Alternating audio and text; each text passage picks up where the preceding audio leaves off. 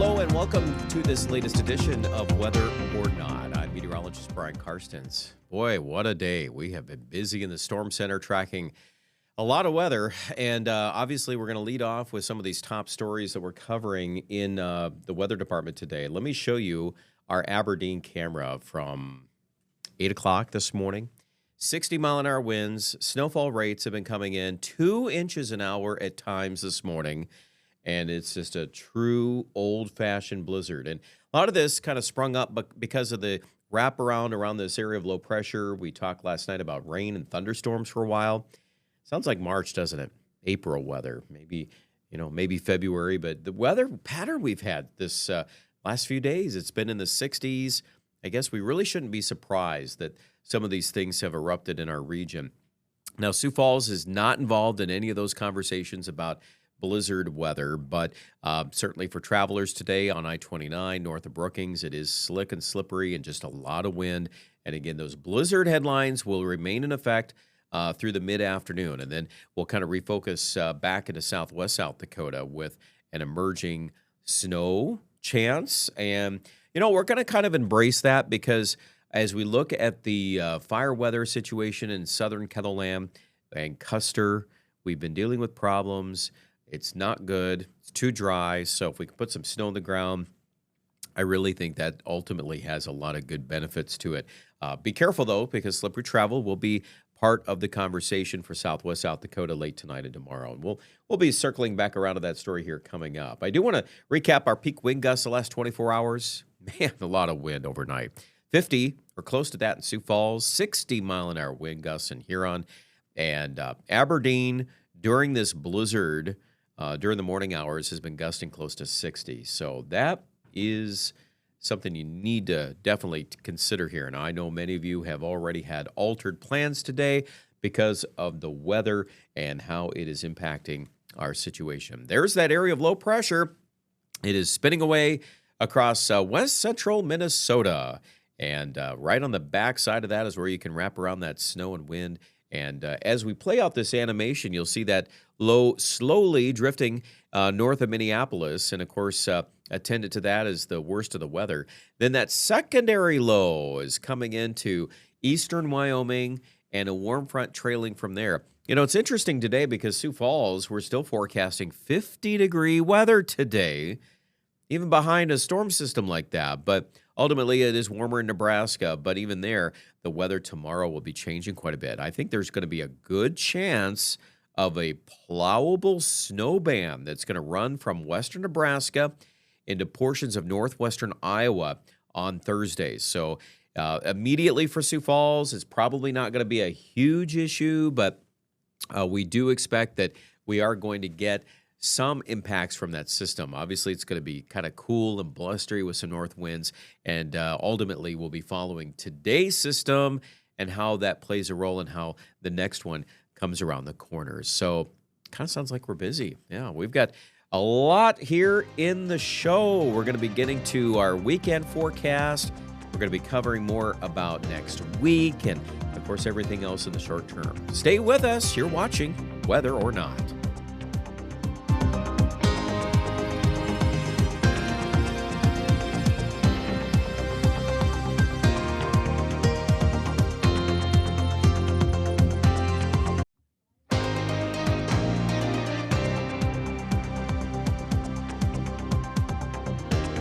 Welcome back to Weather or Not. I'm meteorologist Brian Karstens. Again, our top weather story has been blowing snow and blizzard conditions. We've been looking at these live cameras in northeast South Dakota. Let me bring you back to that because I know that obviously that's going to continue to be a top story today with Aberdeen.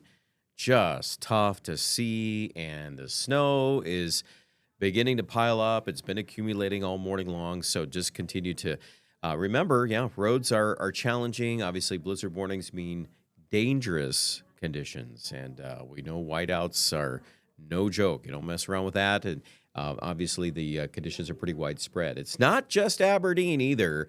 The Watertown cameras have really shown a lot of blowing snow today, a lot of wind. That's a shot from earlier this morning there.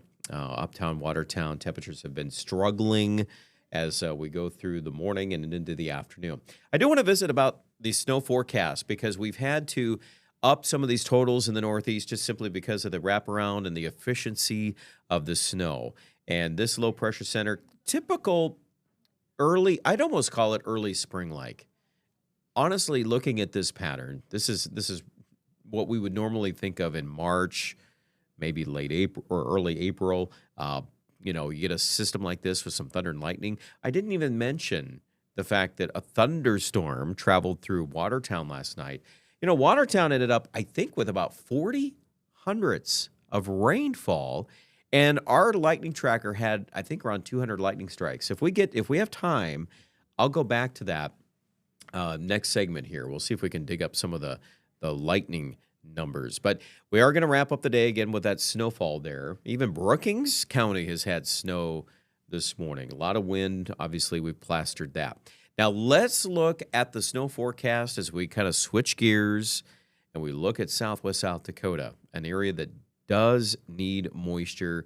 We really got to get this fire weather danger under control because we've had some problems with that, a few different fires, and now we get the opportunity for some snow. It's not extremely heavy snow, but a 2 to 4 seems very plausible here for Custer, Pine Ridge. Now, again, the track of that goes into northern Nebraska, and you'll notice this donut hole over the middle of South Dakota, and that's a feature that's been emerging here from the beginning. So we get today's system up in the northeast, we regroup, we go to the Black Hills, and then we circle around into northwest Iowa. So it actually will take a turn up close to Sioux City and Spencer, Iowa. Now, those numbers there, 1 to 2 in Spencer, I think there's still some subject to, possibilities that those numbers may be upped a little bit. In fact, it actually lands at 2 to 4 there once I play the whole thing out in Spencer. So Sioux City, Iowa, I would not be surprised at 3 to 5 inches of snow. There's going to be a decent, healthy little belt of snow in there that's going to fall maybe Ottawa, Iowa, maybe down to Missouri Valley, but it does appear that portions of Interstate 29 would get slick and slippery tomorrow just because of that. Now, Sioux Falls gets some snow too on this deal. I don't want to skip past that because watch what happens. We're going to go through Futures Cast, and you can see through the rest of the day today, the snow in the northeast, it hangs on a little bit longer in Sisseton. The temperatures, at this point in time, I'm more comfortable staying in the 20s because we just have all the snow on the ground, and we're just not going to get a lot of recovery there. The west, after highs near 40 today in Rapid City, and then the snow coming in tonight, it's actually going to cool off quite a bit. Spearfish, 8 degrees in the morning. We're getting colder, and then there's that snow imprint. And again, it does try to move up into the southern counties of South Dakota. The heaviest of the snow will likely go south. I still think that's the case here, but I want to open the door to Sioux Falls getting a little bit more snow tomorrow evening. We're going to keep that generically an inch or less at this point. So that's where we're at. We'll revisit the subject, of course, later today on KELOLAND News. It is, after all, a pattern that can bring in some last-minute changes now and then. But look where we land here, temperature-wise, going into the start of the weekend. Yeah, it's cold again. It's down in the single digits for lows. And all that snow in Aberdeen and northward, that's going to help the refrigeration effect big time. So that's a big story there. Let's look at Futurecast now going into Saturday, and highs in the 20s, low 30s maybe in the Black Hills. Even Aberdeen, boy, that's not very warm either, is it? And morning lows, again, more single digits by Sunday morning. So I think it's pretty safe to say we're going to start feeling like winter. Let's look at the wind forecast today. We've got plenty of wind. It's been running every bit of 40 to 50, gusts to 60 miles an hour. That's the weather map going into the late morning and early afternoon. The strongest winds will settle over west central Minnesota, right on the backside of that strong low pressure center. The barometric pressure in that low has been falling, and that sets up a really tight pressure gradient here across the plains. And the wind responds. There's the next system. Look at Hot Springs, getting a little wind down that direction too in this pattern. And I do think that that'll shape up here as we go into tomorrow. Kind of a blustery wind. And overall, not exactly a warm day here. That snow will likely be falling in northern Nebraska, extreme southern South Dakota, and then eventually it pulls into northwest Iowa. So consider the fact that, some wind will probably blow that around a little bit. It's not as bad as the Northeast, but even 35 to 40. Vermilion, O'Neill, Nebraska. I definitely think that's also something to take note of. There should be plenty of winter weather advisories where that system tracks for tomorrow. Well, we've got more coming up. Stay tuned. It looks like the weather forecast over the weekend, as advertised, is a little chilly. We'll have some more details about that. And the big picture, the pattern for next week. All that coming up next on Whether or Not. Stay with us.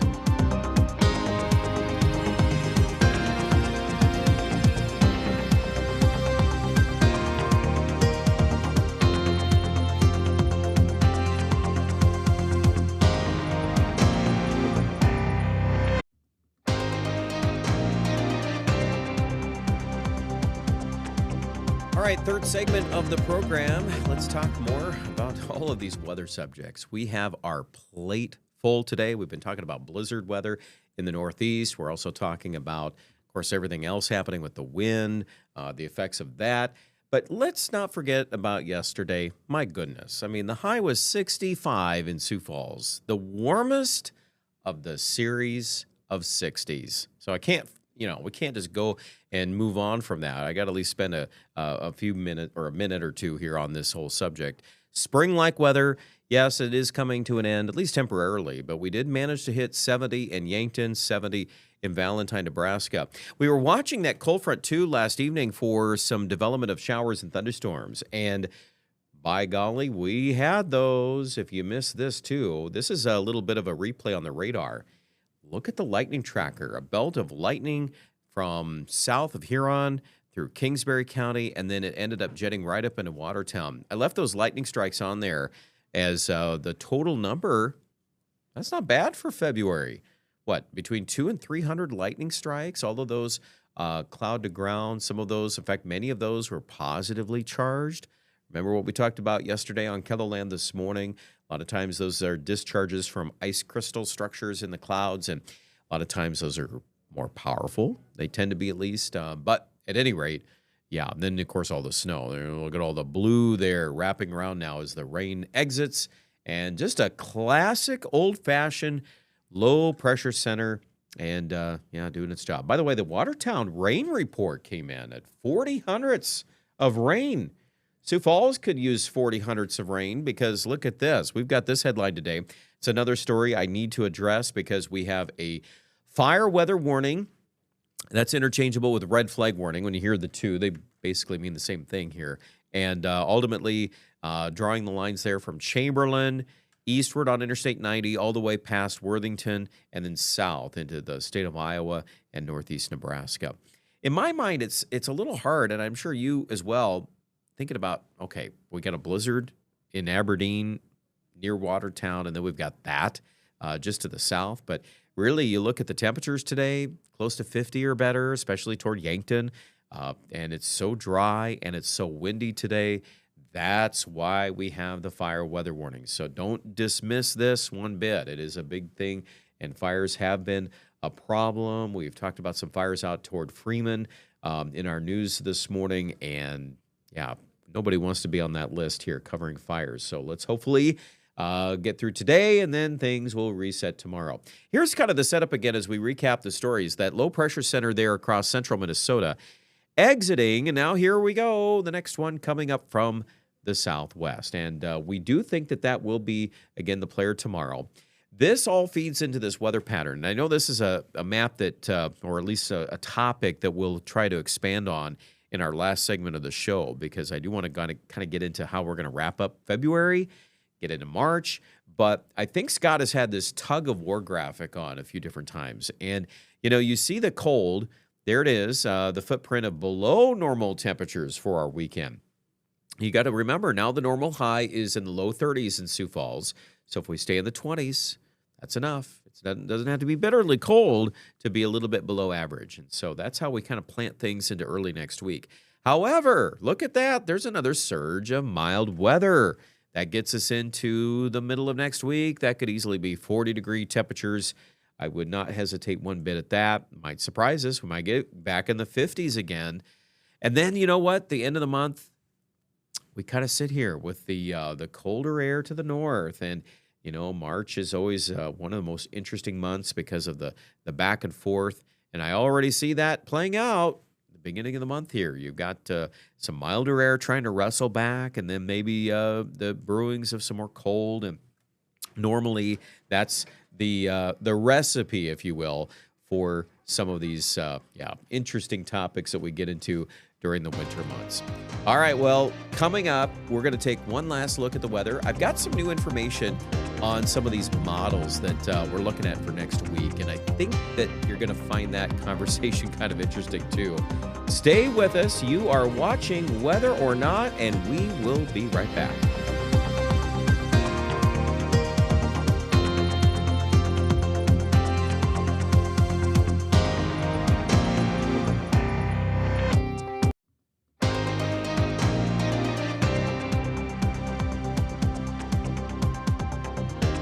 Welcome back. Last segment of the program today, but we're also going to get to some more of a discussion about the big picture. I always like to do that as we are watching the changes of the seasons. This week, I forgot to mention this with Scott yesterday, but the robins have officially returned to our yard. They were singing a tune here last couple of days. I don't know if they'll be sticking around or not, but we'll see. With this pattern ahead, cooling off, isn't it? And this is, by the way, off of some of the raw data that we like to look at here in the Storm Center. But this is a snow projection looking at the placement of the snow today. In fact, I'm going to zoom right into our region. You can see there we are, the KELOLAND region, and the snow in the short-term forecast today, again, hitting the northeast. What do those numbers say in there? Well, around 4 to 6 inches. Look at northern parts of North Dakota, north of Grand Forks, a lot of snow out of this system today. Could be a foot plus there.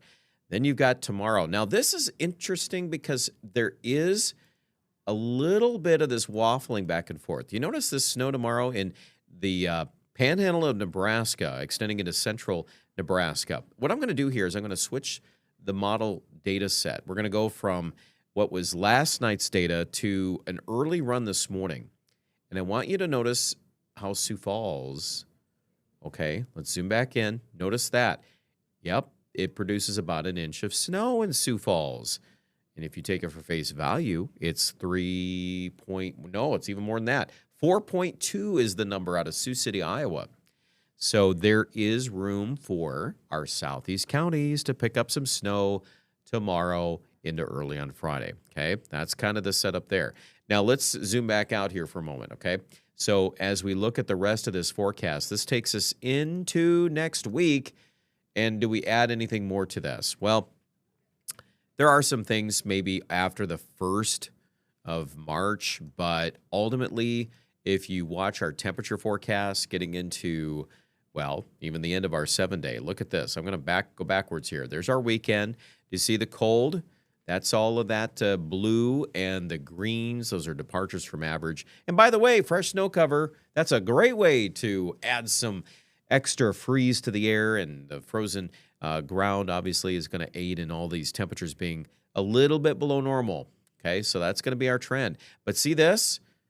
Middle of next week, that warmer air is going to try to wrestle back. So it goes through right there. And then it kind of does this number. There's an example of the 27th of February, and you look at some of those departures from average. Again, that's on the deterministic version of the European model. Now, this is the AI version. Okay, so we're going to look for the same trend. What do we see there? There's the 24th, the 25th of February. Yeah, there's definitely some warmth in there. How much it wrestles back all the time, that's to be determined. And then, when it lands on March 1st, it tries to bring in another cold front. So it can bring back some of these same talking points. But boy, doesn't it go back and forth a lot. See that? And that's ultimately kind of a hallmark of the change of the seasons. If you want to plot this out on a diagram here, here's a bar chart for you. And this takes us out through the weekend. Sioux Falls, the temperature there into the upper 20s, even a low, like a 22 for a high on Sunday. My goodness, it's actually going to feel like winter again. Yeah, no, I know you didn't think we were all done with winter, but let me show you this too, just for fun. This goes out to that middle to end part of next week, And look at that. Kicks out a 56 in Sioux Falls, a 58 on the 27th of February. So can we get back to the 50s, near 60-degree levels? We can.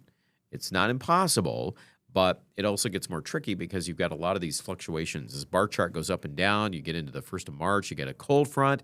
Then you see another rebound. You see another cold front. So it's exactly what Scott had mentioned, really going back the last couple of days. This whole idea that we're going to have a tug of war on temperatures. I full-heartedly agree with that.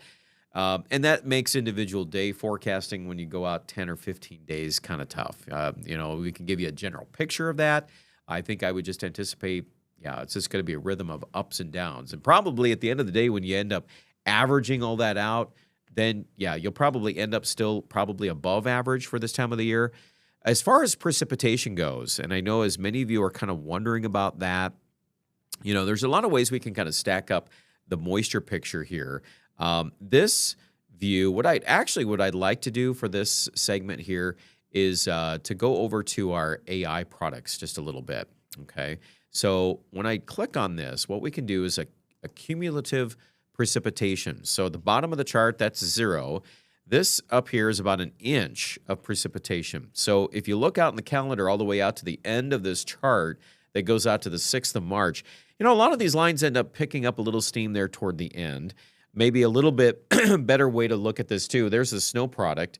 There's nothing outrageous in that at all. And I wouldn't expect that based on the flow here as we go into our forecast. We're not in a blockbuster big pattern. The model consistency too. That's what you're looking at, these stripes across the screen. So do you see the pattern on each one of these? It kind of picks up a little more dark green at the end of the timeline. And at this point, it says, we can pick up some moisture, but this is not overly heavy one bit. And so if you look at the whole country, let's go back to this. Total precipitation over the next 15 days. Where are we at here? Well, look at Texas. You've got a big area where it's not doing much at all right now. We're going to hammer the West Coast. California's had a lot of precipitation. You look at your 15-day anomalies here across the West Coast, other areas of the country. Pretty big deal, isn't it? Even the East Coast has picked up a lot of moisture too. This pattern here, I'm going to take this all the way to the end of the forecast there, and you can see definitely wet on the West Coast, wet in parts of the Mid-Atlantic, and then we've got, probably a little drier trend here for the Southern Plains. All right, well, interesting day of weather. Of course, more details online at KELOLAND.com. Thank you for watching. Have yourself a great day.